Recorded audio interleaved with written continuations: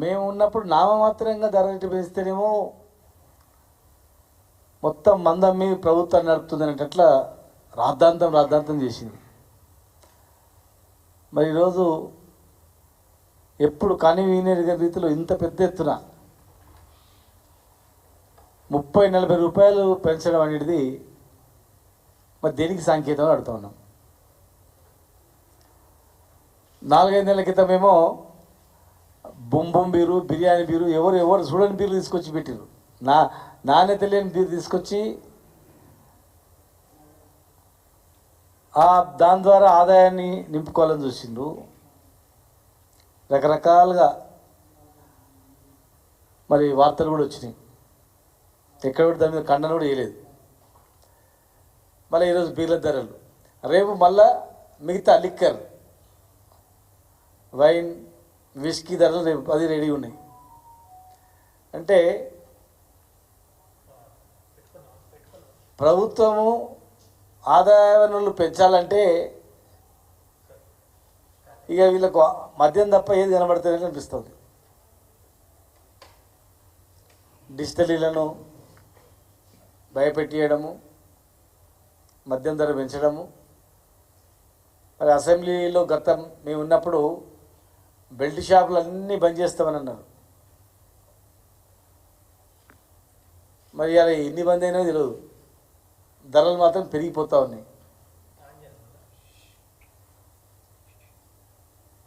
రెండు రాష్ట్రాలు కలిసి పెరిగినాయి ఒకటేసారి అనుకొని. అంటే ఇంత పకడ్బందీగా ప్లానింగ్లో నడుస్తున్నాయి ఆంధ్రప్రదేశ్, తెలంగాణ. మద్యం మాఫియా నడిపిస్తూ ఉంది, రెండు రాష్ట్రాలను నడిపిస్తూ ఉంది. ధరలతో పాటుగా అవన్నీ వాళ్ళే తయారు చేస్తూ ఉన్నారు. గతంలో ఇతర రాష్ట్రాల నుంచి రాకుండా అరికట్టి విదేశీ మద్యాన్ని అరికట్టి లోకల్ మ్యానుఫ్యాక్చరింగ్ చేసి లేబుల్ వేసి అమ్మేది గతంలో. అలాంటివి పట్టి పెంచినాం.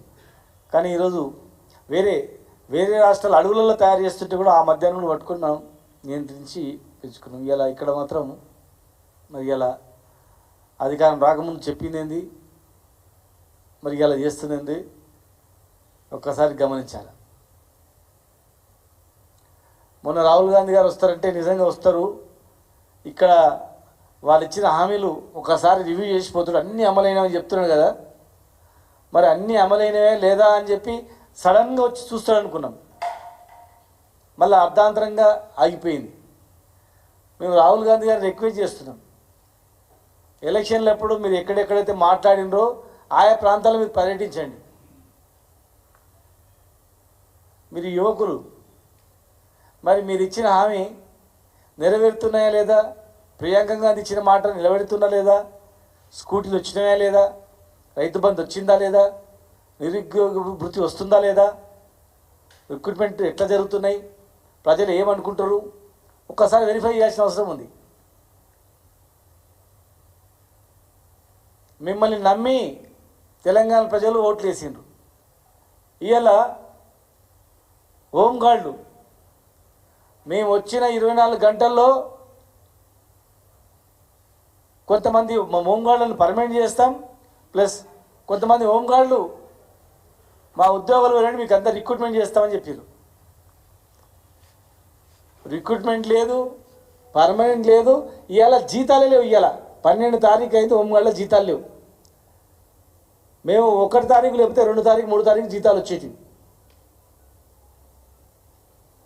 వేల మంది హోంగార్డులు ఏం తిని బతకాల, వేల మంది హోంగార్డులు వాళ్ళ ఎట్లా బతకాలి, ఏం తినాలా? 7,500-8,000 ఉన్న జీతాలను మేము 30,000 వరకు తీసుకుపోయినాం. రిస్క్ అలవెన్స్ ఇచ్చినాం, ట్రాఫిక్ రిస్క్ అలవెన్స్ ఇచ్చినాం, వాళ్ళ జీవితాల్లో ఒక వెలుగు నింపినాం. ఇలా మళ్ళా ఇంటికి వచ్చింది. వెట్టి చాకరీ నుంచి విముక్తి చేసి హోంగార్డులకు రక్షణ ఇచ్చి జీతభత్యాలు పెంచి గౌరవప్రదమైనటువంటి పూర్తిగా మేము చేసినాం.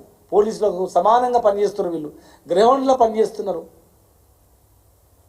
రిస్క్లో పనిచేస్తున్నారు, ట్రాఫిక్లో పనిచేస్తున్నారు. ఆరోగ్యం దెబ్బతింటుందని వాళ్ళందరికీ కూడా గౌరవంతో రిస్క్ అలవెన్స్ ఇచ్చి అదనంగా జీతభత్యాలు ఇచ్చినాం. ఇవాళ 12 తారీఖు అయినా జీతాలు లేవు, అవుట్సోర్సింగ్ ఉద్యోగులకు జీతాలు లేవు, కాంట్రాక్ట్ ఎంప్లాయీస్కి జీతాలు లేవు. ఇవాళ రిటైర్మెంట్ అవుతున్నారంటే భయపడుతున్నారు. గతంలో రిటైర్మెంట్ అవుతున్నామంటే ఇన్ని సంవత్సరాలు పనిచేసినా ఇక హాయిగా రెస్ట్ తీసుకుందాం, వచ్చిన 80 లక్షలు ₹1,00,00,000 డబ్బులు వస్తాయి, ఆ 80 లక్షల ₹1,00,00,000తో బ్యాంకులో పెట్టుకో హాయిగా బతుకుదామని చెప్పి రిటైర్డ్ ఉద్యోగి రిటైర్మెంట్ అవుతుంటే సంతోషంతో నేను రిటైర్ అవుతున్నాని సంతోషపడేవాడు. కానీ అలా రిటైర్మెంట్ వయసు దగ్గర వచ్చిందంటే భయపడుతున్నాడు. ఎందుకంటే రిటైర్మెంట్ బెనిఫిట్స్ వస్తలేవు. ఇప్పటి వరకు గత మార్చి నుంచి ఈ రోజు వరకు దాదాపు 10,000 మంది రిటైర్మెంట్ అవుతే ఒక్కరికి కూడా రిటైర్మెంట్ బెనిఫిట్స్ రాలే.